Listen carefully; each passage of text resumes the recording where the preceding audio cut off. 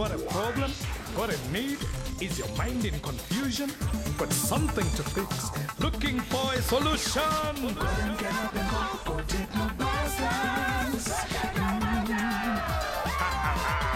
Gotta find what we need. Gotta go investigate it. Think it out, go design. Get ready to create it. Get up and go take no busters. Check it in, check it over, try it out, go to test. If the problem is solved, the solution is best. Gotta get up and go take no busters.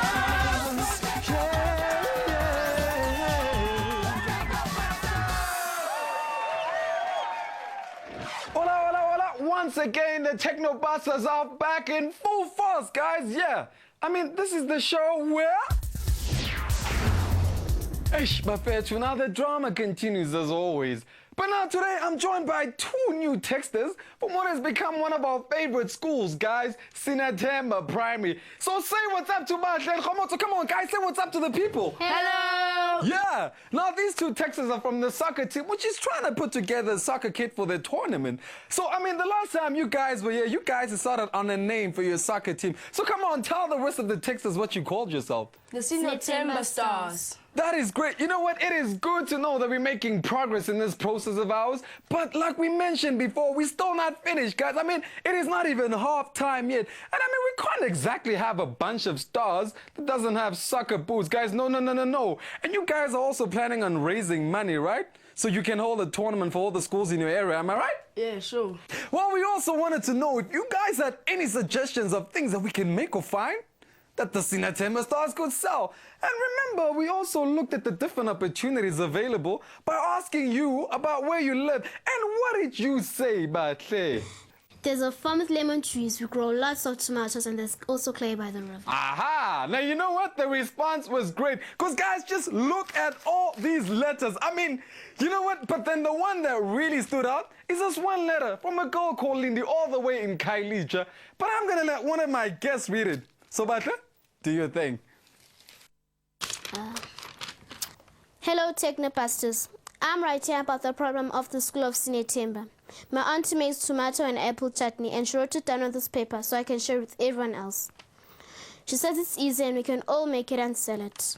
Tomatoes and apples. Well, I have to say, that is one fine way of using a process to preserve fruit. Don't you guys agree? Fruit? I thought we're making chutney. Guys, chutney is fruit. It is just a different way of preserving it. Preserve. To make something last longer. Food that is preserved can be stored for many months. How would you guys like to try some of my famous chutney and see just how easy it is to make?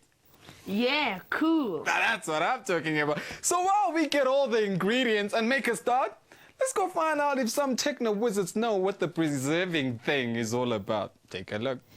Hello, Techno Busters. I'm here at the fruit and vegetable counter at our local supermarket. Now, before this fruit becomes so neatly packed in the shops or in the street corners, it is grown in large quantities on farms. Now, one question for all of you. What do you think happens to fruit that is not sold or eaten? My grandmother has a mango tree in her yard. In our yard, we've got a peach tree. I'm from Pumalanga, and we have lots of banana trees in our yard. We only have flowers in our yard. Flowers? You can't eat flowers. Our mangoes get ripe too quickly in the sun and sometimes go to waste. We must find a way to make them last longer. If we don't eat our peaches first, the birds will eat them, all they'll fall on the ground and rot. Now, if you can't eat it all, what can people do with their extra vegetables and fruits? Well, here in the store, it's cool, so the fruit can kind of last a little bit longer. But if it's sitting somewhere like in KwaZulu-Natal in the heat, it certainly doesn't stand a chance. But even then, it cannot last forever. As you can see, the banana's all yucky. Ugh. So let's go and check out ways on how we can preserve fruit. Because next time when you're hungry, you're gonna wish you had preserved it. Let's go. Some fruits, like other foods, can be refrigerated or frozen.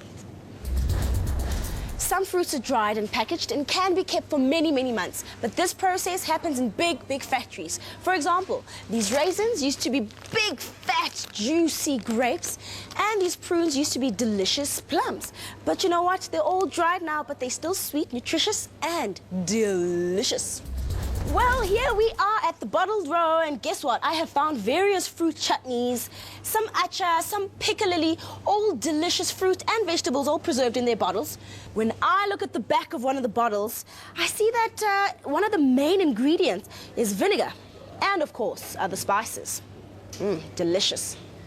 Wow, look at all these bottles of jam. What a tasty way to preserve and to enjoy fruit all year round. Now, when I look at the ingredient, I see that sugar is used quite often. Now, let's find out if our other techno can tell us why.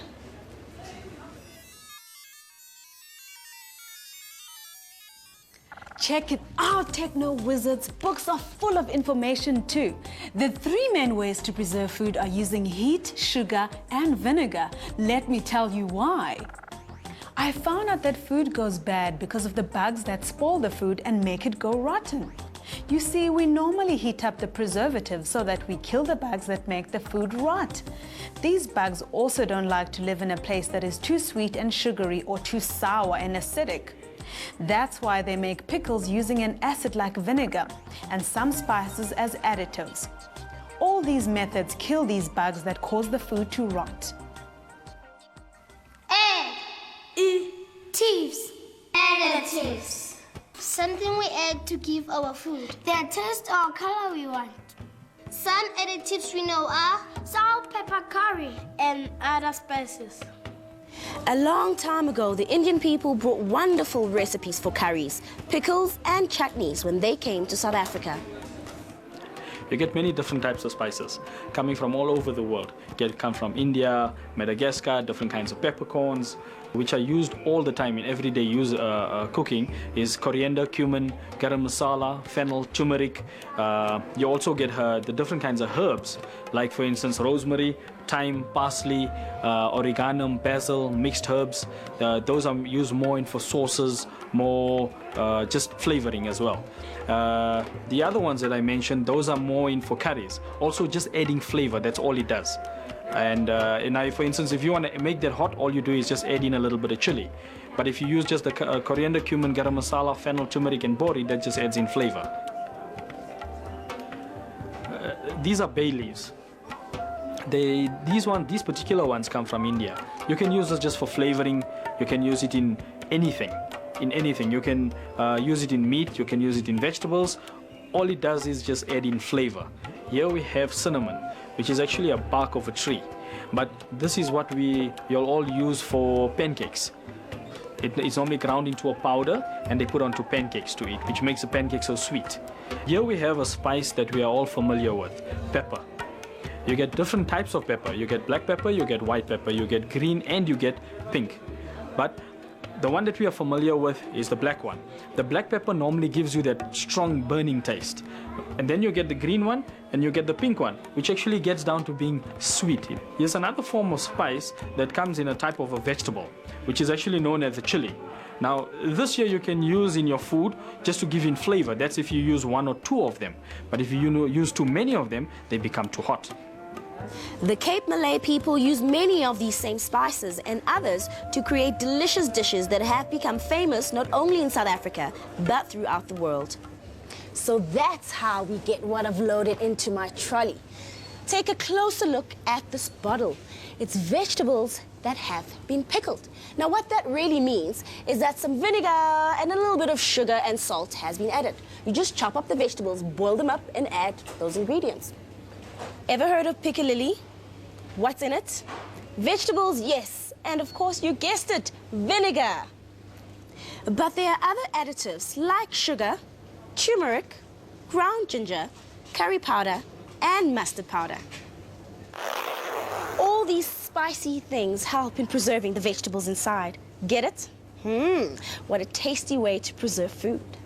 Back to you though in Studio Techno 1. What's going on there? We are really cooking. Thank you so much, Technobuster. So while our friends in the studio are busy making their own chutney, I want you guys at home to go out there, salad, and make money. Yes! We think it's a really good idea. Absolutely.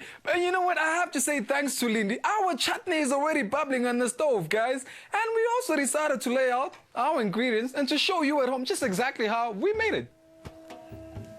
We used 500 grams of ripe tomatoes or tiny cherry tomatoes, 500 grams of apples, 250 grams of onions, 500 grams of seedless raisins or sultanas, 500 milliliters of brown sugar, 200 grams of soft brown sugar, and lastly 2 teaspoons of salt and a pinch of pepper. Well, if you're not sure about the measurements, ask someone older to help you. Now please tell everybody what you did with the ingredients. We simply put our tiny tomatoes in the saucepan. We then peel the apples and cut them into quarters. Make sure you remove the cores so we don't have any pips in the chutney. Chop them into smaller pieces and add them to the tomatoes. Peel the onions, chop them into very small pieces and add them to the tomatoes. Add remaining ingredients and heat to boiling point. Allow the chutney to cook uncovered until it is thick and brown. This should take about an hour and a half. Stir now and again. Spoon into warm sterilized jars and seal with melted candle wax. A safety tip that you should learn. Don't play with heat because heat will burn. So get your mom and dad to help. Don't be a fool and burn yourself.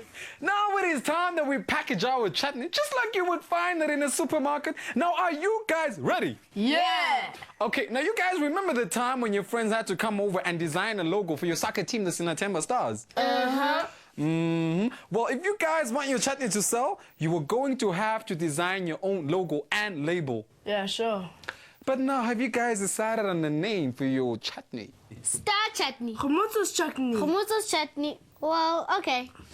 You know what? I think that is absolutely cool. But then what you guys are going to have to do right now is design your own labels and put it on the bottles, right? And then we're also going to have to find out which chutney and labels are the best to use. And then we'll be giving you guys each a score out of 20. Khomotso and Batle will be marked according to the scorecard. They will be marked on the color and appearance of the chutney, the texture and how it tastes. They will also be marked on the label name and the neatness of the design of the label. 4 will be excellent and 1 will be very bad. Now it is time to tally up the scores. Evaluate. Evaluate. To test or find out the value. So Khomotso, what did you think about Batle's chutney? I wasn't able to taste it. There was so much salt. I know, I made a mistake. Instead of 2 teaspoons, I put in 2 cups. What? Hey, girl. So tell me something. What did you think about Khomotso's chutney? It was very nice. So what do you think about each other's labels? I like hers better. She's got a nice label and everything. Even her writing is cool. That's cause I'm not good at drawing. Oh, no, it's all right, man. But now we're going to check your scores, right? Well, you guys got the same scores, but for different things. Khomotso, you scored well in appearance and in taste, whereby Batle scored well in label and neatness. So if we took Khomotso's chutney and name and put it into Batle's bottle, we would have the perfect chutney. So what's the plan, guys? I'll make the bottles while Khomotso makes the chutney. Then we can sell it to make money for the stars. That is what you guys should start doing at home. I mean, start making your own chutney, get someone to taste it, and start selling. But the next time I see you guys, I want to see you all dressed up in your soccer boots and let us know how the tournament plans are going, okay? But for myself, the workshop, and the rest of the Techno Busters, until next time, bye!